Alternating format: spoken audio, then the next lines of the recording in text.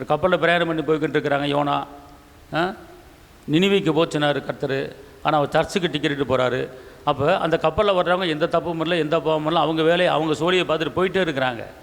ஆனால் அதில் ஒரு ஆள் தான் யோனா கர்த்தருடைய வார்த்தைக்கு கீழ்ப்படியாமல் அவர் வேறு திசை பக்கம் போகணும்னு சொல்லி தர்சு பக்கம் டிக்கெட் எடுத்து அந்த கப்பலுக்கு போகிறார். பார்த்துக்கொள்ளுங்க, அந்த கப்பல் நினிவிக்கு போகல, தர்சு பட்டணத்துக்கு போகுது.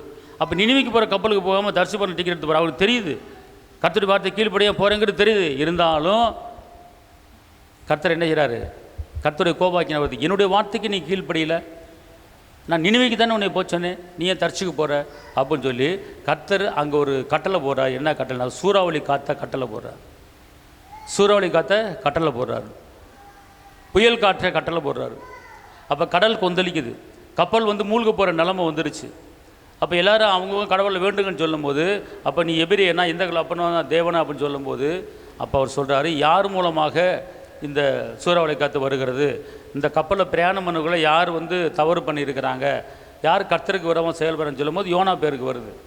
அப்போ யோனா சொல்கிறாரு, நான் கடவுளுடைய மனுஷன், தேவனுடைய மனுஷன், அவர் என்னை நினிவே பட்டணத்துக்கு போக சொன்னார், நான் ஒரு பேச்சை கேட்காம தர்ச்சுக்கு டிக்கெட் வந்துட்டேன் அப்படின்னு சொல்லும்போது, அப்போ நாங்கள் இதுக்கு இந்த புயல் காற்று நிற்கிறதுக்கு, இந்த சூறாவளி காற்று நிற்கிறதுக்கு, இந்த போராட்டம் நிற்குவதுக்கு, இந்த மரண போராட்டத்தில் நாங்கள் தப்பு வைக்க என்ன செய்யணும்னு கேட்கும்போது, என்ன இந்த கப்பலை விட்டு தூக்கி கடலுக்குள்ளே போட்டுருங்க அப்படி சொல்லும்போது, தூக்கி போட்ட உடனே ஒரு மீன் முழுங்கிறது, அங்கே புயல் காற்று அமைதியாகிறது.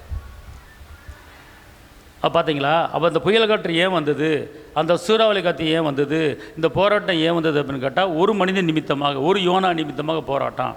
அப்போ அந்த யோனா அங்கேருந்து போட்ட உடனே அது அந்த கப்பல் என்ன செய்யுது? அமைதியாக பிரயாணப்பட்டு போனது. ஆனால் கர்த்தர் தேவ மனுஷன் அந்த யோனாவை என்ன செஞ்சார்? தேவனுக்காக ஊழியம் செய்ய அழைச்சிருக்கிறாரு. அங்கே போய் என் வார்த்தையை சொல்லு, நினிவே பட்டணம் அழகி போகுது, நினிவே பட்டணமே மனம் திரும்புங்க அப்படின்னு சொல்கிறதுக்கு அனுப்புகிறாரு. ஆனால் கடைசியில் கப்பலிருந்து தூக்கி போட்ட உடனே ஒரு பெரிய மீன் முழுங்குது. ஆனால் அந்த மீன் வாயிலிருந்து தவற உணர்ந்து மீன் வயிற்றுக்குள்ளேருந்து 3 நாளாக என்ன செய்கிறாரு? ஜெபம் பண்ணுறாரு. வயிற்றுக்குள்ளேருந்து மீன் வயிற்றுக்குள்ளே ஜெபம் பண்ணுறாரு. ஜெபம் பண்ணோன்னே அந்த கடலுக்கடியில் மீன் வயிற்றுக்குள்ளேருந்து ஜெபிக்கிற ஜெபத்தை கர்த்தர் கேட்டு அந்த மீனுக்கு கட்டளை போகிறாரு. அந்த மீன் நினிவே பட்டணத்து கரையில் என்ன செய்யுது?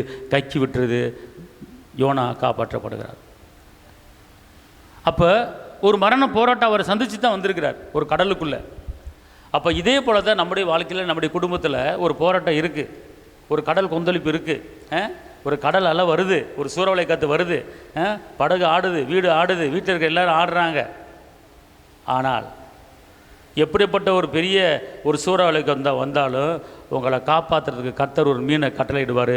அந்த மீன் மூலமாக கர்த்தர் உங்களுக்கு என்ன செய்வார்? விடுதலை கொடுப்பார். அல்லேலூயா.